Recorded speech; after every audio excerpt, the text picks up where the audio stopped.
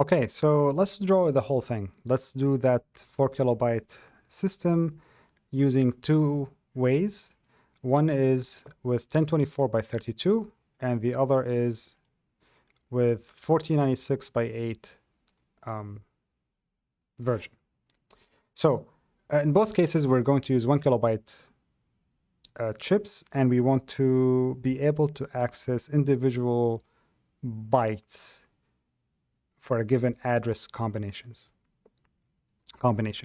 So for 1024 by 32, basically we're saying we have 1024 by 32 system, and we want to select one byte from that system at any given time.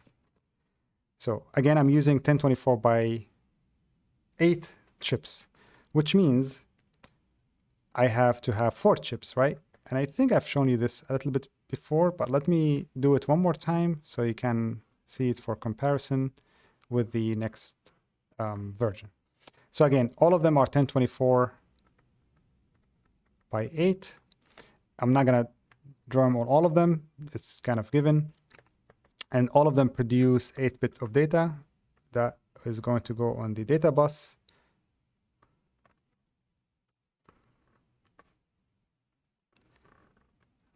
Like so. And again, I want to be able to select one byte out of the 4 bytes that I have. So I'm going to feed those, or that output, this is 32. I'm going to feed it into a 4-to-1 mux. Oops, not 2-to-1, 4-to-1. Okay, and this mux will produce that output. Now, we need to figure out what bits we need to connect to all of these chips. Maybe I can fit them here, actually.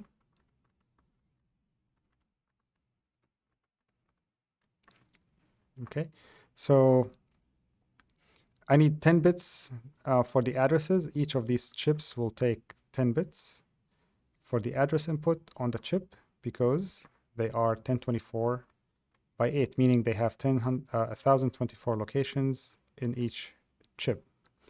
They produce 8-bit on the output, and then here I have the chip enable, or chip enable, or chip select, for example. Now, technically, the chip select in this case is always the same for all of them because they all have to be active for a given combination of an address. So you can assume this is always enabled, or like logical 1 if you want, or whatever. Now, let's say I want to collect or produce an output. Like I said, I map the first 2 bits from the system address bits to the mux. So this will be my A0.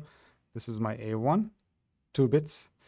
Or alternatively, you can write just A1 down to 0.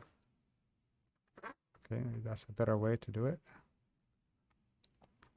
And then I need 10 bits for the addresses. So this is my A, 11 down to 2.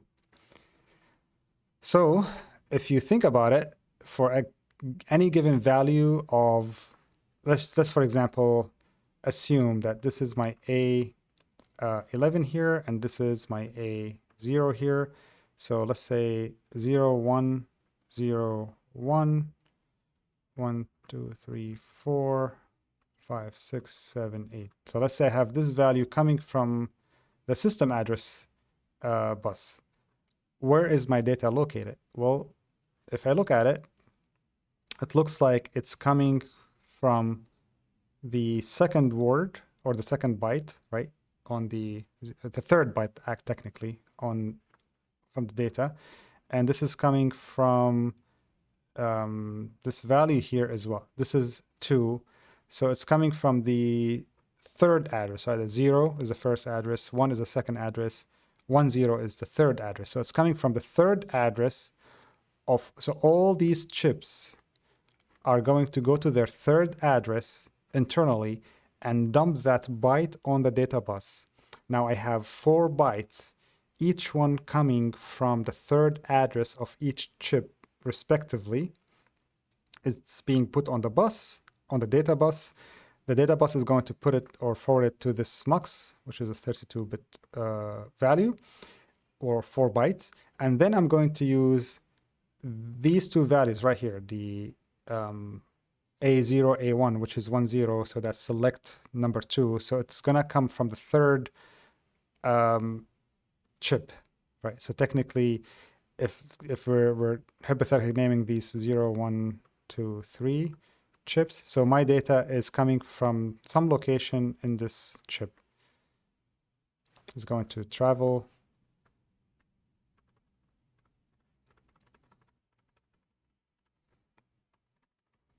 And that will be my byte. Okay, hopefully you see what's happening here and you understood what we're trying to show. The lesson I'm trying actually to show here is that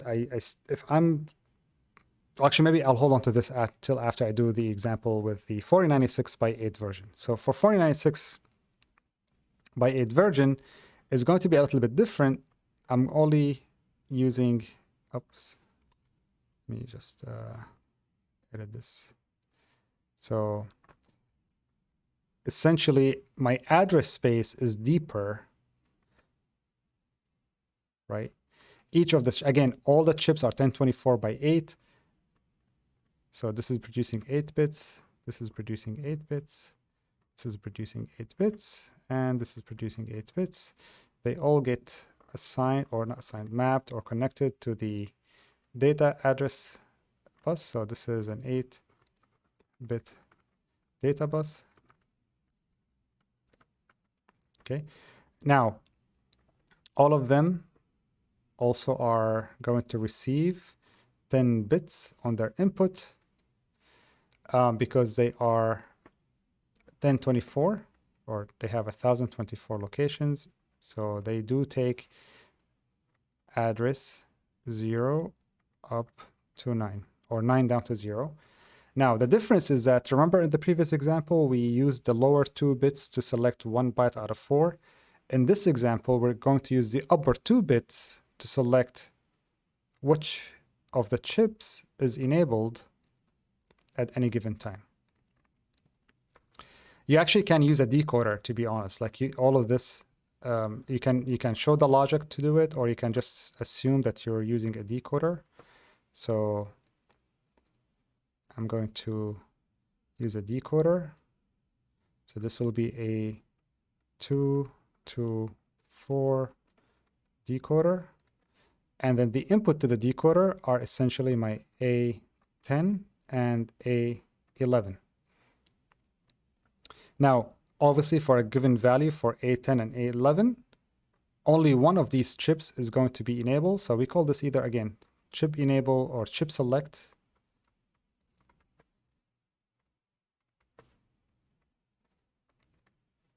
Okay, so we're going to use only one, or for a given value of the addresses, we're going to enable one of these chips. So if we go back to our example, previously we said 0, 1. Let's say the address on the address bus value was 0, 1, 0, 1, 0, 0, 0, 0. That's 8.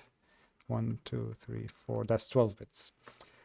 If I look at this address, it looks like, so the first 10 are used for the addresses, and then the most significant 2 bits are used for selecting the chip, right? So if this is 0, 0, this chip will be selected, and the 10th or the 11th value, or the 11th address, right? So 1010 is 10, which is the 11th address in the chip, is going to produce its data onto the data bus. So it's going to be coming from somewhere here, and it's going to go onto the data bus, right? All the other chips are disabled. Why? Because only this one has a logical 1 based on the decoder. The remaining chips are turned off. They're not enabled. So even though they are receiving the values for A0 up to A9, they're not working because they are disabled, or not selected, rather. So based on these 3 videos, I would say, you now know how to compose memory using smaller chips.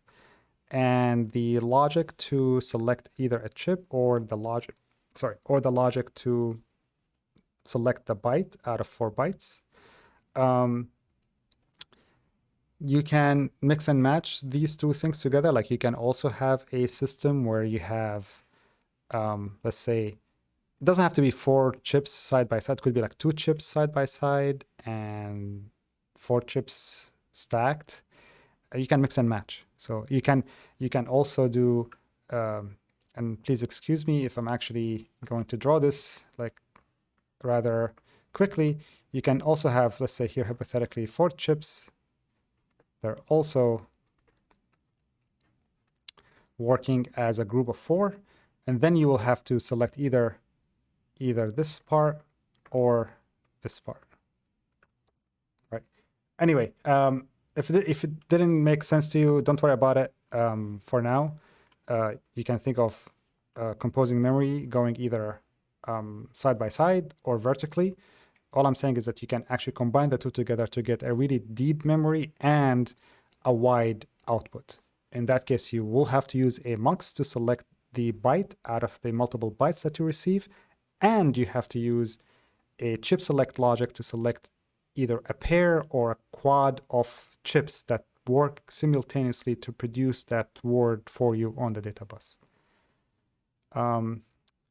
With this, I think I can conclude this video at this point. I hope you enjoyed it and you learned how to do memory composition. Thank you for watching.